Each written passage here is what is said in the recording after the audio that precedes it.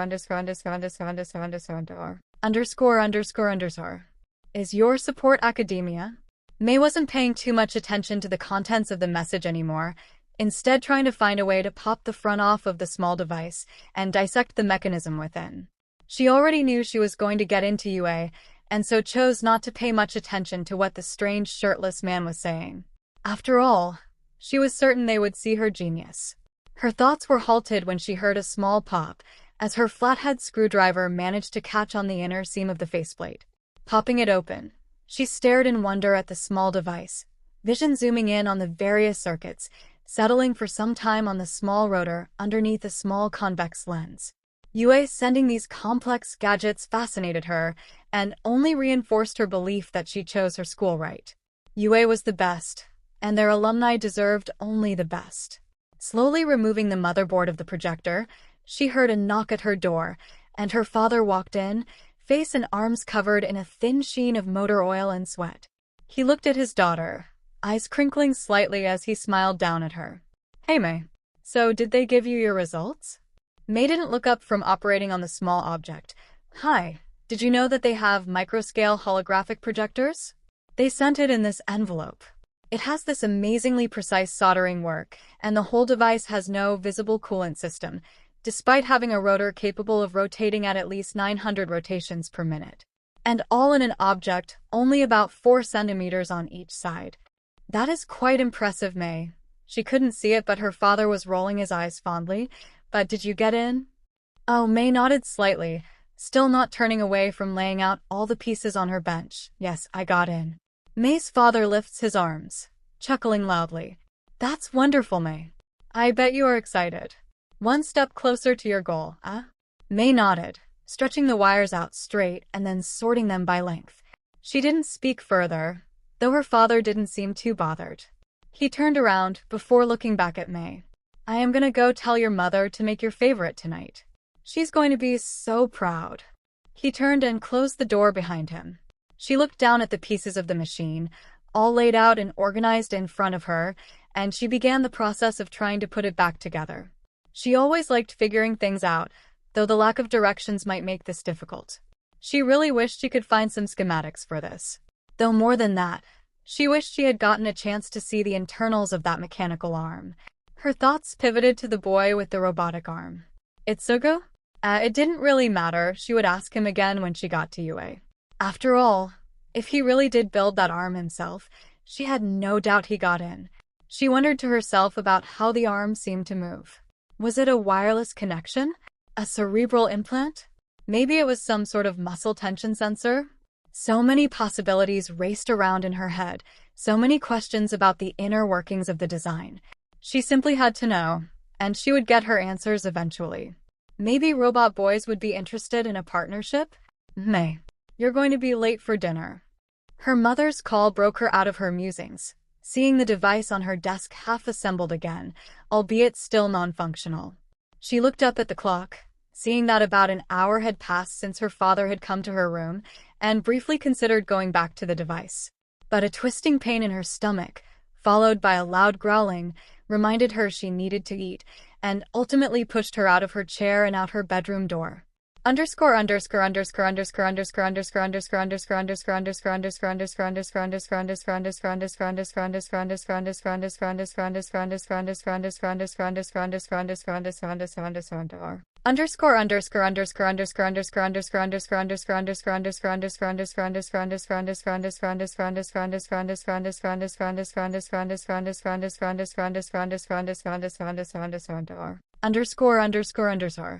𝗵𝗃𝗃𝗃 approached the school grounds, adjusting his papers and going over his class roster once again.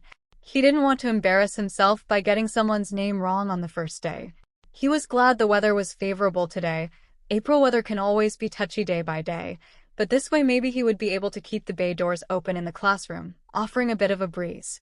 He had always enjoyed April, the temperature being warm enough to be comfortable but not so warm that it became blistering. It was perfect weather for tinkering in his workshop, which always brought back good memories.